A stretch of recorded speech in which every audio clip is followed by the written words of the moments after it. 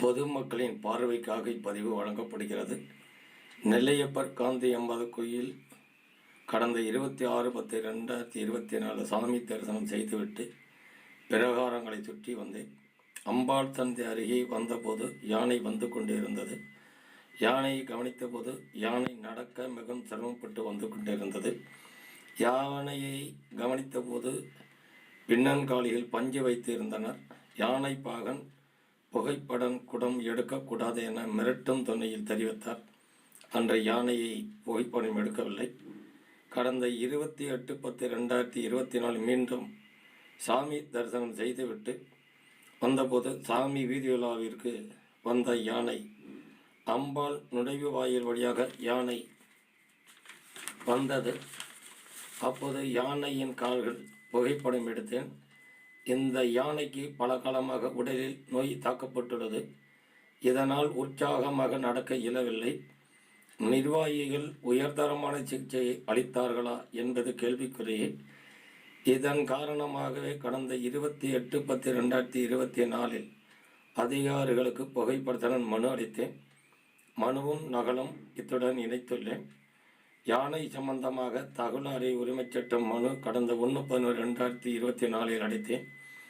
மேற்படி மனுவிற்கு 11/1/2025 கிடைக்கப்பெற்ற பதிலில் யானை நல்ல நிலையில் உள்ளது என தகவல் வழங்கினார்கள். மனுவும் பதிலும் இத்துடன் இணைத்துள்ளேன்.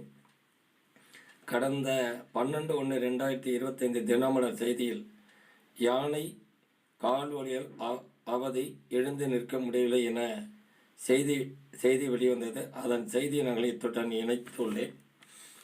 13/1/2025 தினமலர் செய்தியில் யானை உடல் தாமரை குளத்தில் நல்லடக்கம் என செய்தி வெளியிட்டிருந்தனர். இந்த யானைக்கு பல காலமாக உடலில் நோய் தாக்கப்பட்டுள்ளது. உயர்தரமான மருத்துவ சிகிச்சை அளித்திருந்தால் யானை இறந்திருக்குமா என்பது கேள்விக்குறியாக உள்ளது. இதனை பொதுமக்களின் பார்வைக்கு விட்டுவிடுகிறேன். என் கோயிலில் உள்ளேயே சந்தைக்கடை மாதிரி பலர் கடையை திறந்து உள்ளனர். வடக்கு கோபுர வாயிலின் நுழைவு பகுதியில் மேம்படுத்தப்பட்ட சமய நூலகம் அருகே சமூக விரத்தின் கூடாரமாக உள்ளது. அந்த பகுதியில் டீ கடை வைத்திருப்பவர்கள் டீ கடையில் உள்ள டீ கப்புகள் டீ கிளாஸுகள் கோயில் உள்ளேயே உள்ளது. புகைப்படம் இணைக்கப்பட்டுள்ளது.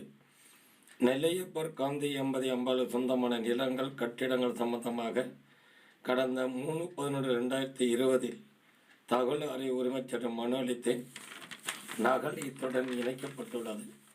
இதற்கான பதிலை 49 மாதம் கழித்து 16/11/2024 தகவல் வழங்கினார்கள். சென்னை உயர்நீதிமன்றம் மதுரை கிளையில் WP நம்பர் 19/468/2024 வழக்கு தாக்கல் செய்த பின் தகவல் வழங்கினார்கள். மேற்படி கோயிலுக்கு நஞ்சை நிலங்கள் 479 ஏக்கர் எனவும் புஞ்சை நிலங்கள் 2888 ஏக்கர் எனவும் தகவல் வழங்கியுள்ளனர். நகல் இத்துடன் இணைத்துள்ளேன். மேற்படி கோயிலுக்கு சொந்தமான கட்டிடங்கள் 236 உள்ளது எனவும் வாடகை வசூலித்த கடித நகல் இல்லை என தகவல் வழங்கினார்கள். நகல் இத்துடன் இணைக்கப்பட்டுள்ளது.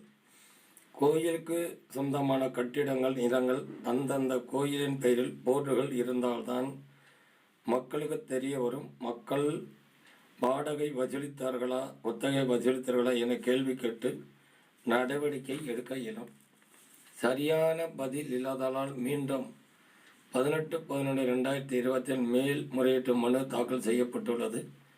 பாளையஞ்சாலை குமாரசாமி கோயிலுக்கு சொந்தமான 10 கடைகளின் வாடகை பாக்கி கடந்த 4 வருடமாக 14,49,224 ரூபாய் பாக்கி வைத்துள்ளதாக வழக்கு எண் WP நம்பர் 23/321/2024 வழக்கில் கவுண்டர் அபிடவிட் தாக்கல் செய்துள்ளனர். இந்த மாதிரி நெல்லையப்பர் குழுவில் சொந்தமான நஞ்சை நிலங்கள் 479 ஏக்கர் குத்தகை சம்பந்தமாகும். புஞ்சை நிலம் 2888 ஏக்கர் குத்தகை சம்பந்தமாகவும் 236 கட்டிடங்கள் வாடகை பாக்கிய சம்பந்தமாகவும் தகவல் வழங்க மணி அளிக்கப்பட்டுள்ளது. மனு நிலுவையில் உள்ளது.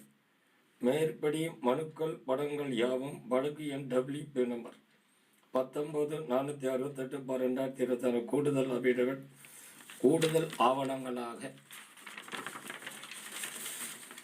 தாக்கல் செய்யப்பட்டுள்ளது.